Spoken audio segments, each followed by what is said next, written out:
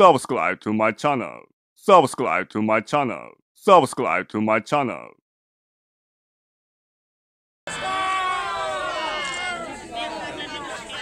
एउटा कुराहरु मैले सुन्न राख्नुपर्ने हुन्छ काम गर्नुभन्दा अगाडि सबैले 2 मिनेट जति साथीसँग गफ नगरिकन मेरो कुरालाई सुनिदिनु होला 2 मिनेट जति मैले के कुराहरु यहाँलाई सुनाउनै पर्ने हुन्छ साथीसँग नबोल्दिनु होला अहिले यतिखेर 2 मिनेट जति मैले तपाईको समय मागे 2 मिनेट मात्रै साथीसँग नबोल्दिनु होला हैन 2 मिनेट जति मैले समय मागे आज सोमबार 2081 साल चैत्र महिनाको 9 गते हामी धरान सत्रको लामो पुल मास्तिरको एक क्रसर एरियामा पाइप तान्नका लागि उपस्थित भएका छौं सम्पूर्ण श्रमदाताजीहरुलाई हार्दिक स्वागत सम्मान गर्न चाहन्छु यहाँहरु सबैजनालाई हार्दिक धन्यवाद दिन चाहन्छु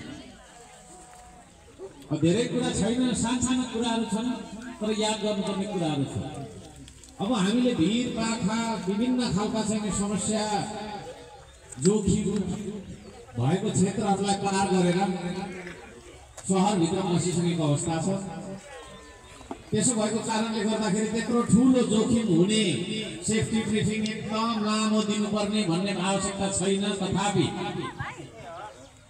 काम गर्दाखेरि जुनसुकै ठाउँमा पनि जोखिम हुने गर्छ बाथरुम भित्र पनि जोखिम हुने गर्छ किचनमा पनि जोखिम हुने गर्छ बाथरुममा चिप्लेर लडिन्छ के टाउको ठोकेर प्यारालाइज भएको घटना हामीले सुनेका छौं है तालामाथि चढ्दा पनि जोखिम तालाबाट झर्दा पनि जोखिम स्कुटर कुदाउँदा पनि जोखिम टेम्पो कुदाउँदा पनि जोखिम हरेक कुरामा जोखिम छ त्यसो भएको कारणले गर्दाखेरि आजको पाइप बनाइमा पनि पक्कै पनि केही जोखिमहरु हुन सक्छन् त्यसले गर्दाखेरि त्यो जोखिम न्यूनीकरण गर्नका लागि त्यो जोखिमबाट बच्नका लागि हामीले सेफ्टी ब्रिफिङ सुन्नुपर्छ पाइप तान्ने हो हैन एउटा पाइपमा 7 जना मात्रै मान्छे हामी बसौं मैले भनेको कुरा याद गर्नु होला एउटा पाइपमा 7 जना मात्रै मान्छे बसौं आज हामीसँग प्रशस्त पाइप छ अस्तिको हप्ता चाहिँ अलिकति सर्टेज छ एउटा पाइपमा 7 जना मान्छे मात्रै बस्ने छोरी मात्रै छोरा मात्रै नबसेर छोरा र छोरी मिलेर गयो भने पावर ब्यालेन्स हुन्छ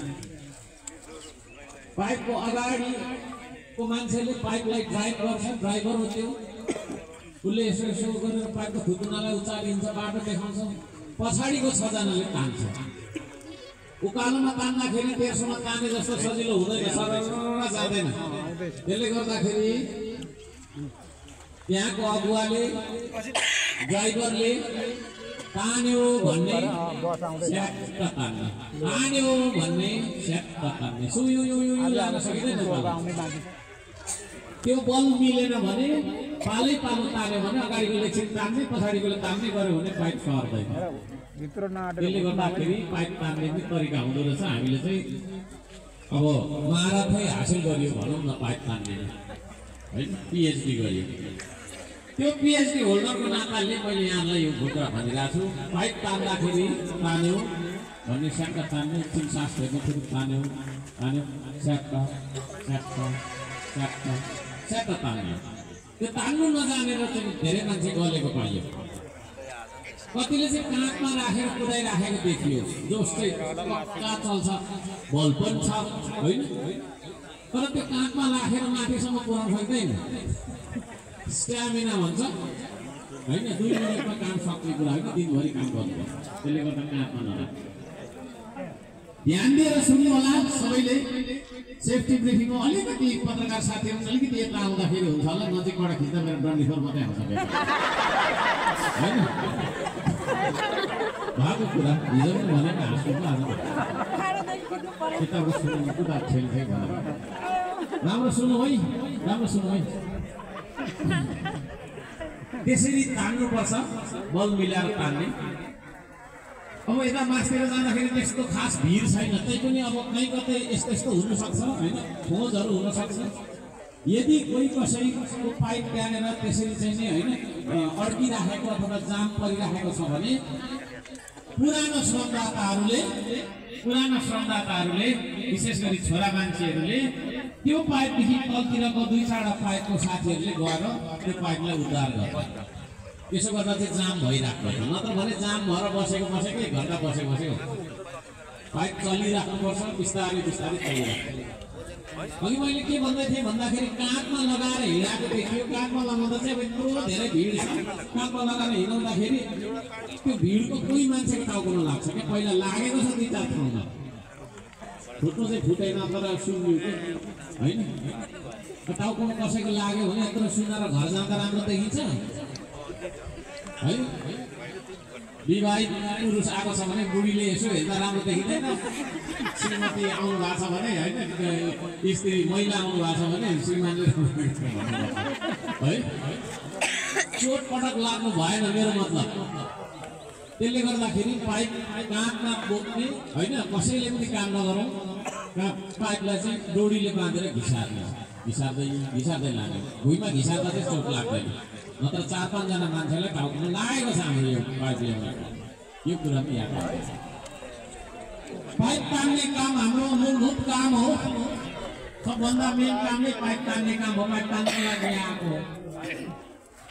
तर कति मान्छेले चाहिँ पाइप तान्नको लागि असहज लुगा लगाएर आउनु भएको छ होइन भने फरिया लगाएर आउनु भएको। दिदी बहिनीले चाहिँ पानी बोकिदिनु होला, पाइप तान्नेहरूको लागि पानी बोकिदिनु होला। पानी बोक्नु पनि श्रमदान नै हो होइन। यहाँ पानी छ, कार्टुन कता कता छ, साथीहरूले चाहिँ अहिले भन्नुहुन्छ त्यहाँबाट चाहिँ के कार्टुन यसो चाहिँ होइन चल्लेको छ भने कुम्लो जस्तो बनाएर यसो माथितिर लानुभयो र माथि तिर्खाइराखेको श्रमदातालाई पानी खुवाउनु भने त्यो ठुलो त्यस्तो ठुलो जोखिम केही पनि छैन। त्यही पनि हामी झोर जङ्गलमा गइराखेका छौँ होइन। सानो किनो होइन, सुकिने छालाहरू पेल्सिने खालको कुराहरू भयो भने हामीसँग फर्स्ट एड किट छ। यहाँनिर चाहिँ हाम्रो के अरे साथीहरू बसिराख्नु भएको छ 2 जना, उहाँहरूलाई हामीले सम्पर्क गर्न सक्छौँ। सम्पर्क गर्दा चाहिँ कसरी गर्ने त, उहाँको सम्पर्क नम्बर त छैन भन्दा हाम्रो अगुवाई गर्ने साथीहरूलाई मैले यो दिएको हुन्छु विशेष गरी होइन। यस्तो बोक्ने मान्छे लिडर हो। अर्को कुरा चाहिँ यस्तो टी सर्ट लाउने लिडर हुन्छ। यस्तो टी सर्ट फेरि सबैलाई दिएको छ होइन, सबै फेरि लिडर चाहिँ होइन होइन।